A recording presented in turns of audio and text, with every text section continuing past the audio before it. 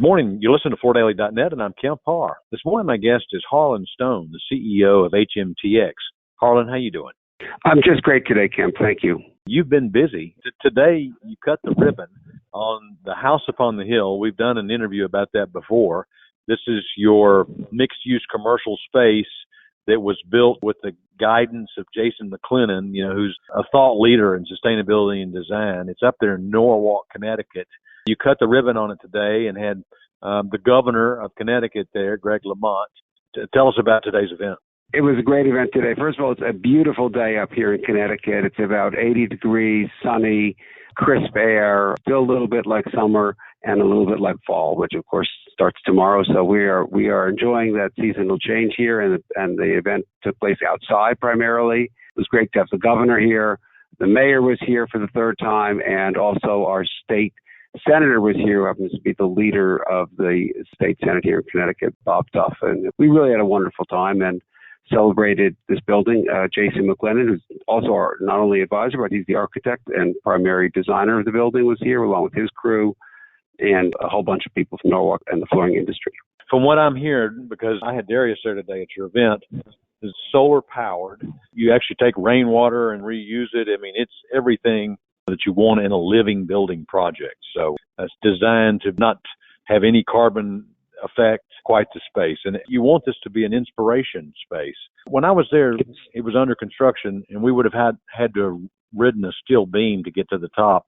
I'm just curious, when you get up there and look down, can you see water from up there? So we collect water, and we make sure none of the water that falls on our property, as little as possible, that goes into storm drains. We try to absorb it. We have a couple of rain gardens here. The water gets absorbed into the ground. But when you're on the fourth floor, which is half of it is a roof garden, you can see Long Island, but you can't see the Long Island Sound. We can see across the Sound to Long Island, but you can't see the Sound. We're not quite tall enough to look down on the Sound. And the building is incredibly sustainable. We also think it is beautiful, and it's also incredibly humanistic in the way you work, live, and think in the building. And these are really important points to us. So, we built a LEED Platinum building before. We built a Green Globes, 3 Globes building, 2 of them actually, all in Georgia. And this is the first Living Building Challenge building here in Connecticut, and we're very proud of it. Yeah, I've been to those other buildings. So now you've used all 3 design methods. So let's remind the listener, this is a mixed use. People can actually spend the night there. It's got meeting space, and it's also got a sample production facility there as well, right?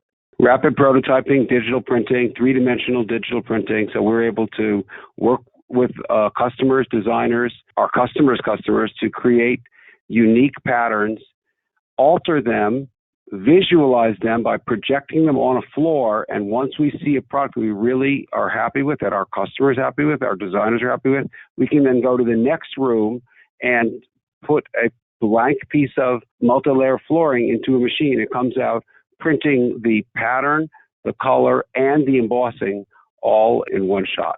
And this is really important to creating opportunity for design to be unique and design to be the leading element of a floor. Okay. Well, as you've said before, you've designed this as a space to think. So I'm looking forward to seeing it now as it's finished. One other thing before we run out of town, I want to make sure we talk about is you are busy again tomorrow because you are the founding member of the Housing Affordability Coalition, and you guys are doing a virtual panel tomorrow, right? That's right. In response to the call from the ITC, the International Trade Commission, we decided to form a new coalition based on how badly the tariff and trade policies are impacting the cost of housing in America.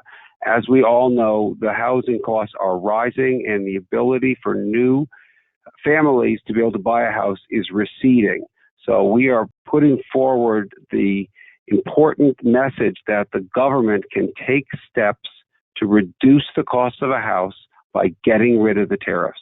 That's not just flooring, that's air conditioning, that's alarm systems, that's lighting, that's doors and windows. It's all over. Even to one of my fellow panelists tomorrow who does pool safety netting. There isn't another material that he can get outside of China, and therefore he's now charging more to create a safe environment for people's children. So we'd like the government to get active, aggressively, and quickly to reduce the cost of housing any way they can, as we have runaway inflation in this country, even worse in the building material sector, plus buying a house is impacted by the rising interest rates. Government's got a responsibility to let people have the American dream, and young families today are being excluded from that opportunity. This Housing Affordability Coalition, have you gotten a lot of companies to sign up and join in with this effort? We have, and we're getting more every day. And we're not only getting companies, we're also getting associations. Association of General Contractors is one of our potential joinees. They're going to join the seminar tomorrow. The National Lumber and Building Material Distribution Group has joined our team. We're even talking to NAHB, National Association of Home Builders. So we're talking to associations, individual companies. We even have architects that have joined. So this is a very broad coalition addressing the issues about housing affordability, which is different than affordable housing, to be clear. This is about new families being able to buy a house. This is something that's a real problem in the country, and there's a real solution to lowering. We're not going to reduce the problem to zero, but we can lower the cost of housing with the stroke of a pen.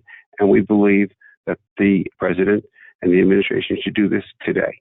So let's move back to this building again. You had this ribbon cutting today, and you're also going to have a celebration a little bit later on this year, right? Yes, that's right. We're going to have a celebration, more industry-oriented, an evening event on the 13th of October.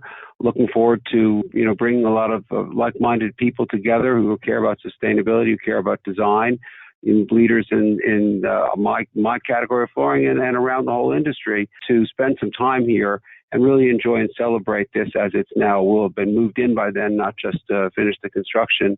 And set an example. How can it be better? How do we do better than we're doing today? How do we make the customer more at the center of our efforts and not just the machinery that makes the product? Let's put the customer at the center. And if we can do that, I'm sure we can expand the growth in our field of flooring. All right, Harlan, well, it's great to spend time with you, and congratulations on your ribbon cutting today, and good luck with your panel tomorrow. Again, been talking to Harlan Stone, CEO of HMTX, and you've been listening to Kemp Harr and FloorDaily.net.